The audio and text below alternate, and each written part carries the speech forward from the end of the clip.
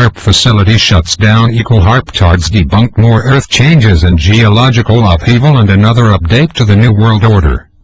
From the No Link News Desk for July 14, 2013, the High-Frequency Active Aurora Research Program HAARP, a subject of fascination for many hams and the target of conspiracy theorists and anti-government activists, has closed down. HAARP's program manager, Dr. James Keeney at Kirtland Air Force Base in New Mexico, told ARL that the sprawling 35-acre ionospheric research facility in remote Gakana, Alaska, has been shuttered since early May.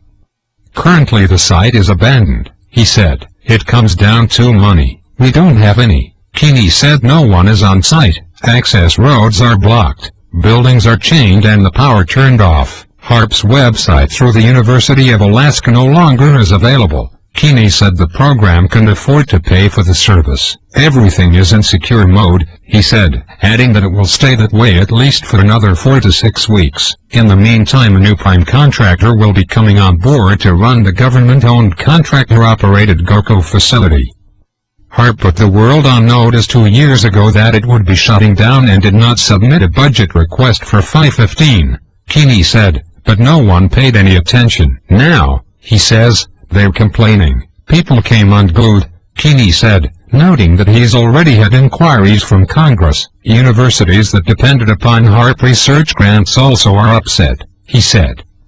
The only bright spot on HAARP's horizon right now is that the Defense Advanced Research Projects Agency DARPA is expected on site as a client to finish up some research this fall and winter. DARPA has nearly $8.8 million in its 5/14 budget plan to research physical aspects of natural phenomena such as magnetospheric substorms, fire, lightning and geophysical phenomena.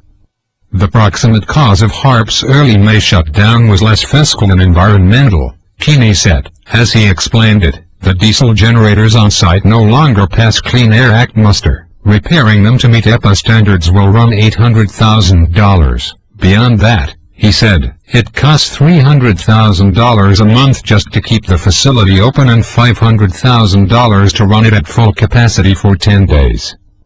Jointly funded by the U.S. Air Force Research Laboratory and the U.S. Naval Research Laboratory, HAARP is an ionospheric research facility. Its best-known apparatus is its 3.6 megawatts HF approximately 3 to 10 megahertz ionospheric research instrument IRI, feeding an extensive system of 180 gain antennas and used to excite sections of the ionosphere. Other on-site equipment is used to evaluate the effects.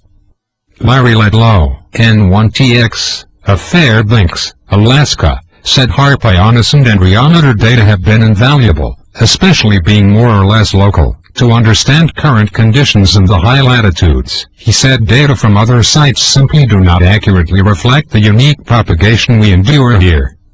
To fill the gap, Ledlow said, several members of the Arctic Amateur Radio Club including Eric Nichols, KL7I, author of Radio Science for the Radio Amateur and articles in QST, have discussed building their own instruments. It's all very preliminary, he said, but we really feel the pinch losing HAARP. Nichols, of North Pole, Alaska, has conducted experiments at HAARP. He called the shutdown a great loss to interior Alaska hams and many others.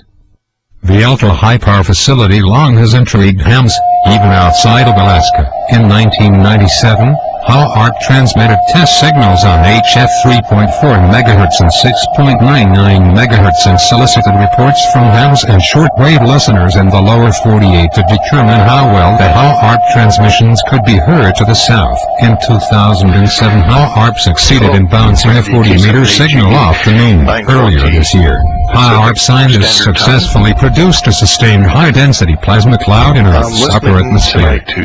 As things stand, the Air Force has possession for now, but if no other agency steps forward to take over HAARP, the unique facility will be dismantled, Keeney said. He pointed out that it would cost less to bulldoze the antenna field than it would to replace the 180 antennas.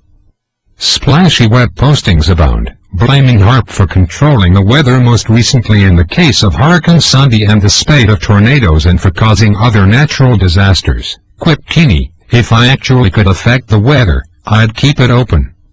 I am, never know, Patriot Broadcasting Network and Liberty Tree Radio Field Reporter number 8510. God bless the Republic. Death to the New World Order. We are on the march. The Empire is on the run. We shall prevail.